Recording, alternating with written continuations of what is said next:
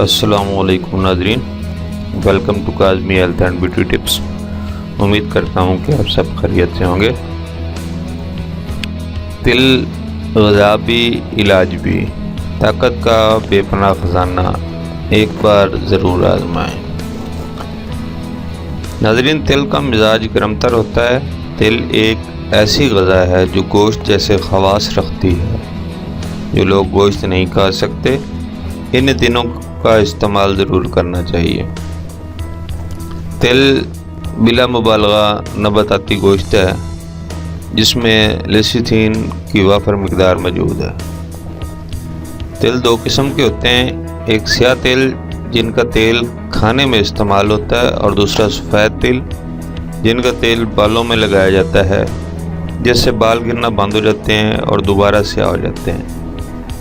सफ़ेद की निस्बत स्याह तिल ज़्यादा मुफीद होते हैं, इसलिए स्याह तिल इस्तेमाल करना ज़्यादा फ़ायदेमंद साबित होता है। जो लोग तिलों का इस्तेमाल करते हैं वो दूसरे मर्दों की निस्बत ज़्यादा ताकतवर होते हैं।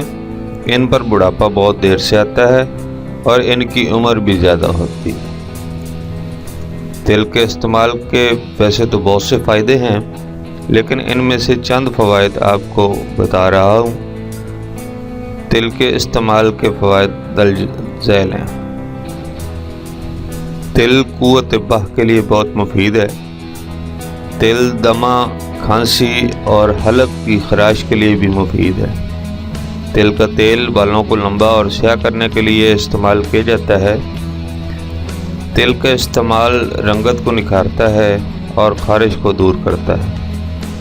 तिल मसाने को क़ुव्वत देता है और बिस्तर पर पेशाब करने की आदत और पेशाब के कतरों के लिए बेहद मुफीद है। तिल विटामिन बी का सरचश्मा है, यानी तिल में इंसानी जिस्म की तामीर के तमाम ज़रूरी अज्जा बाकसरत पाए जाते हैं। तिल में लेसिथिन एक फास्फोरस आमेज चिकनाई मौजूद है जो बाफ्तों और पट्ठों को सेहत देता है। तिल बदन के गले सड़े खुलियों की तामीर और मरम्मत में हैरत अंगेज करिश्मे दिखाता है। ये सरतान, दिक, सिल और खून की कमी का बेहतरीन इलाज है। जिस्मानी और दिमागी कमज़ोरी को दूर करता है।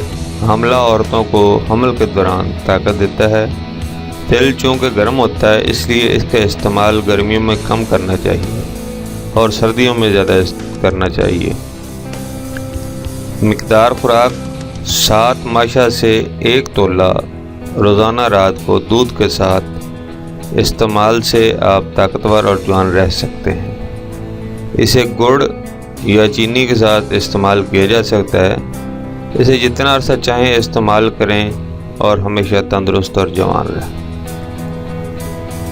Thanks for watching. Do not forget like and subscribe.